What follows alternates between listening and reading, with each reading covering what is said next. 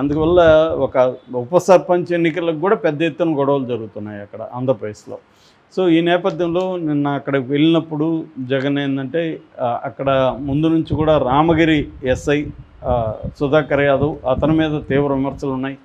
అతను ఒక ఎస్ఐ లాగా కాకుండా ఒక తెలుగుదేశం నాయకుడిలాగా బిహేవ్ చేస్తున్నాను, అతని మీద తీవ్ర విమర్శలు ఉన్నాయి. అతని వల్లనే ఇదంతా జరిగిందని చెప్తున్నారు. మామూలుగా ఫ్యాక్షన్ ఏరియాల్లో పోలీసుల పాత్ర చాలా ఎక్కువ ఉంటుంది. పోలీసులు కూడా ఒక ముఖ్యంగా అధికార పార్టీకి కొమ్ము కాయడం అనేది జరుగుతుంది. జనరల్గానే పోలీసులు అధికార పార్టీ మాట వినడం అనేది జనరల్గానే జరుగుతుంది. కొన్ని చోట్ల ఏం చేస్తారంటే వీళ్ళు ప్రొయాక్టివ్ అయిపోతారు. కొంతమంది వీళ్ళే పార్టీ వర్కర్ లాగా బిహేవ్ చేయడం అనేది ఏ పార్టీ ఉన్నా జరుగుతుంది. జగన్ ఉన్నప్పుడు జరిగింది, ఇప్పుడు తెలుగుదేశంలో కూడా అదే జరుగుతుంది. తెలుగుదేశంలో కూడా కొన్ని కీలక ప్రాంతాలకి వాళ్ళకి నచ్చిన వాళ్ళని పోస్టు వేయించుకుంటారు, వాళ్ళు వాళ్ళకి అనుకూలంగా పనిచేస్తుంటారు. సో ప్రధానంగా ఇతని మీద అయితే విమర్శలు వచ్చాయి ఎస్ఐ సుధాకర్ యాదవ్ మీద. సో దీంతో జగన్ ఏం చేశారంటే జగన్కి ఏంటంటే గత కొంతకాలంగా పోలీసులు అక్రమ కేసులు పెట్టడం, వీళ్ళ కార్యకర్తలను తీసుకెళ్ళి కొట్టడం, వాళ్ళని ఇటు కోర్టుకు పెట్టకపోవడం. ఎందుకంటే ఈ మధ్యకాలంలో ఎప్పుడూ లేనన్ని హెబియస్ కార్పస్ పిటిషన్లు హైకోర్టులో వేశారు.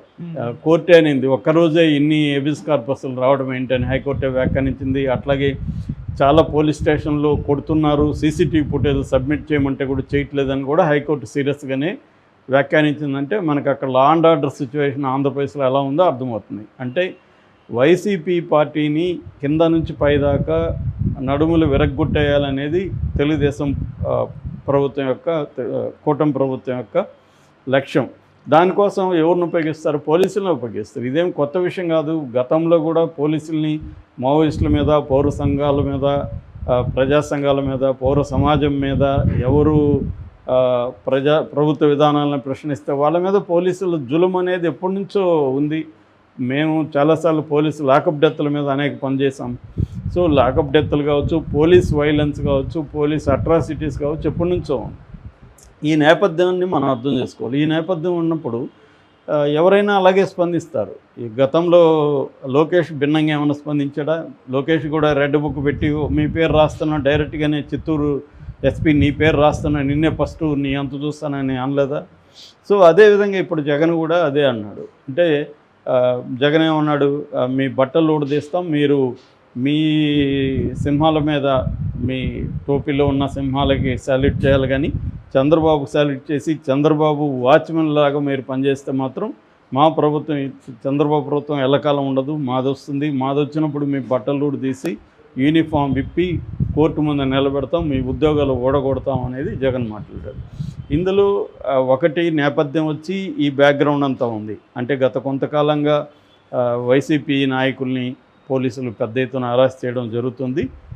రెండవది ఇక్కడ పర్టికులర్ కాంటెక్స్లో సుధాకర్ యాదవ్ తెలుగుదేశం తరపున మాట్లాడుతుండడం అనేది కనిపిస్తుంది.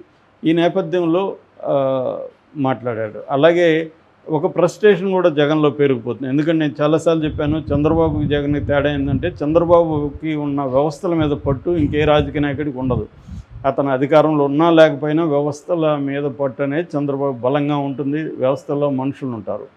సో కానీ జగన్ అది చేయలేకపోతున్నాడు. ఫర్ ఎగ్జాంపుల్ నందిగామ సురేష్ 145 రోజులు జైల్లో ఉన్నాడు. పిన్నెల్లి రామకృష్ణారెడ్డి 55 రోజులు జైల్లో ఉన్నాడు. వల్లభనేని వంశీ 60 రోజులుగా జైల్లో ఉన్నాడు. పోసాని కృష్ణమురళి 25 రోజులుగా జైల్లో ఉన్నాడు. బయటకు వచ్చాడు ఈ మధ్య, మళ్ళీ ఆయన మీద నిన్న వారెంట్ వచ్చింది. సో వీళ్ళందరినీ విడిపించుకోలేని ఒక నిస్సహాయత జగన్కు ఉంది. అంటే న్యాయ వ్యవస్థని మ్యానిపులేట్ చేసి విడిపించుకునే పరిస్థితి జగన్ దగ్గర లేదు.